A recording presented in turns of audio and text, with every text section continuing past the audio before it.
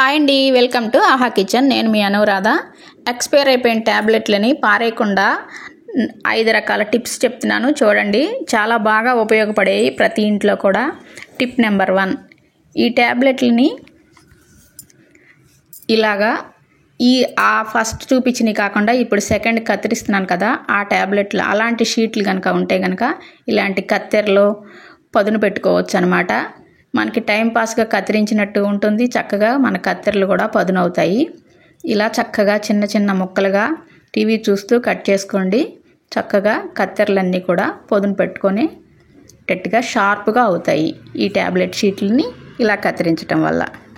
Tip number 2, ఇలా సన్నగా cut చేసుకున్న ట్యాబ్లెట్ ముక్కలుగా కట్ చేసుకోవాలి. ఇలా సన్నగా. ఇవి 2 రకాలుగా యూజ్ అవుతాయి. మన కత్తెరలో షార్ప్ అవుతాయి, అంతేకాకుండా మిక్సీ బ్లేడ్లు పదునెక్కటానికి కూడా మనం ఈ కట్ చేసిన ఈ ముక్కలు ఉపయోగపడతాయి. అందుకని కత్తెరతో వీలైనంత చిన్న చిన్న ముక్కలుగా కట్ చేసుకోండి.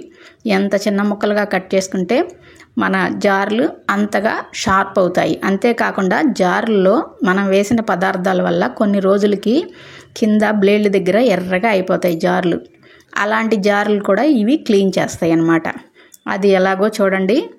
ఇప్పుడు ఒక జార్ తీసుకొని ఈ జార్లో మన బ్లేడ్ల దగ్గర కొంచెం ఎర్రగా అయిపోతూ ఉంటాయి. మనం ఎంత సబ్బు పెట్టి రుద్దినా కూడా అవి వదలవు. అలాంటప్పుడు కూడా ఈ చిట్కా బాగా పనిచేస్తుంది. మనం వేసే పదార్థాలను బట్టి జార్లు కొంచెం కలర్ మారుతూ ఉంటాయి. అప్పుడు ఇదిగో ఇలా సన్నగా కట్ చేసుకుని ఈ ట్యాబ్లెట్ షీట్లు ముక్కలు ఉన్నాయి కదా, అవన్నీ వేసుకొని 1 స్పూన్ ఉప్పు వేసుకొని తర్వాత కొంచెం నీళ్లు వేసుకొని మిక్సీ జార్ని 2 నిమిషాలు తిప్పండి.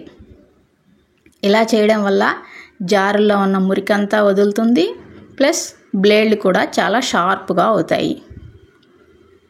చూడండి, ఒకసారి నేను కడిగి చూపిస్తున్నాను చూడండి ఎంత షైనింగ్ వచ్చిందో. అంతకు ముందుకి ఇప్పటికి కూడా చాలా బాగా వచ్చింది. అలాగే టిప్ నెంబర్ 3, ఇప్పుడు ఈ ట్యాబ్లెట్ షీట్లు ఉన్నాయి కదా, ఒక పిన్నిస్ తీసుకొని వీటన్నిటికీ చిన్న చిన్నగా హోల్స్ పెట్టుకోండి. ట్యాబ్లెట్లు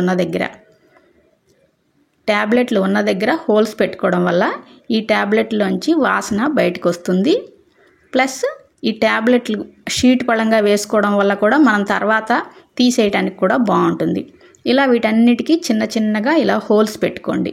పెట్టుకున్న తర్వాత వీటిని ఇలాగా మడత పెట్టుకొని, లేదా ఇలా షీట్లుగా ఉంటే అలా షీట్గా ఉంచుకోండి. ఇప్పుడు మనం బెడ్షీట్లు, దుప్పట్లు, ఇవన్నీ బట్టల అర్మార్లు ఉంటాయి కదా, వాటిల్లో ఈ బట్టల మధ్యలో పెట్టుకున్నారంటే బట్టల మధ్యలో చిన్న చిన్న పురుగులు కానీ ఇలాంటి చాలా ఎక్కువ రోజులు తడి బట్టలు, ఏదైనా కొంచెం తడిగా ఉన్న బట్టలు మనం కనుక చూడకుండా మడతేసి పెట్టినా వస్తుంటాయి కదా, అలాంటప్పుడు కూడా ఈ ట్యాబ్లెట్ల వాసన వల్ల అలాంటి పురుగులు ఏమీ రాకుండా ఉంటాయి.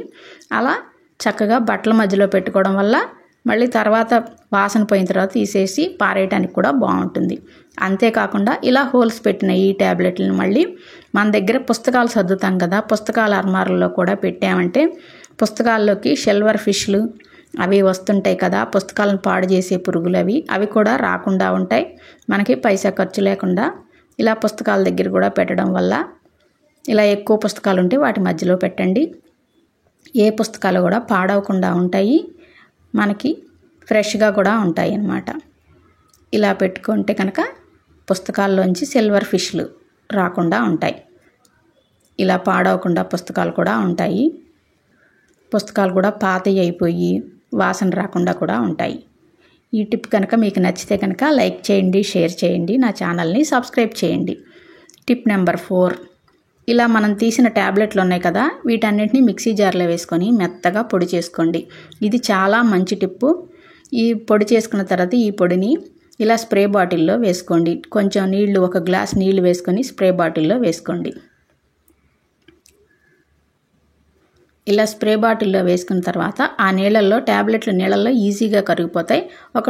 5 మినిట్స్ అలా వదిలేసారంటే ట్యాబ్లెట్లు మొత్తం ఈజీగా కరిగిపోతాయి. తర్వాత వీటిని బాగా షేక్ చేయండి. మన ఇంటి దగ్గర గడపల్లోనూ గోడ వారగాను చీమలు, పురుగులు పెట్టి మట్టి తవ్వుతూ ఉంటాయి. అలాంటప్పుడు కూడా ఇది బాగా మనకి యూజ్ అవుతుంది. చీమలు ఎక్కడైతే ఉన్నాయో అక్కడ కనుక దీన్ని స్ప్రే చేస్తే చాలా బాగా యూజ్ అవుతుంది. కానీ ఈ టిప్పును మాత్రం బాగా చిన్నపిల్లలు ఉన్న ఇళ్లలో మాత్రం ట్రై చేయకండి. చిన్నపిల్లలు కింద చేతులు పెట్టి నాకుతూ ఉంటారు కదా, అలాంటప్పుడు మాత్రం ట్రై చేయొద్దు. అలా కాకుండా చిన్నపిల్లలు లేని ఇళ్లలో మాత్రం వాళ్ళు ట్రై చేయండి. ఇది గడపల మూలల్లో కొన్నిప్పుడు చీమలు, పురుగులు మనకి ఇసుక బయటికి తవ్వుతూ ఉంటాయి. చాలామంది ఇళ్లలో అనుభవం ఉండే ఉంటుంది. అలా ఇసుక తవ్వేటప్పుడు కూడా ఇది మనకి బాగా యూజ్ అవుతుంది.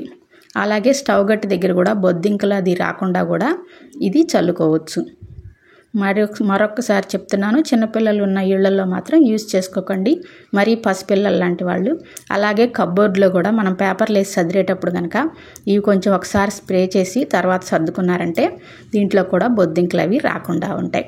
ఇంకా 5th టిప్పు, ఇలా మనం చేసుకునే ఈ పొడిని మనం ఇళ్లల్లో పెంచుకునే మొక్కలు, అందానికి పెంచుకునే మొక్కలు, పూల మొక్కలకు మాత్రమే వేసుకోవాలి. కాయలకు కాదు. కాయలు కాసే మొక్కలకు కాకుండా పూల మొక్కలు, ఇలా క్రోటన్ మొక్కలు ఉంటాయి కదా, వాటికి మాత్రమే వేసుకుంటే కనుక బాగా యూజ్ అవుతాయి, చక్కగా పెరుగుతాయి మొక్కలు కూడా. ఈ టిప్పులన్నీ కనుక మీకు నచ్చినట్టయితే ఇందులో ఏ టిప్ మీకు నచ్చిందో కామెంట్ చేయండి. నా ఛానల్ని లైక్ చేయండి, షేర్ చేయండి, సబ్స్క్రైబ్ చేయండి. Thank you so much.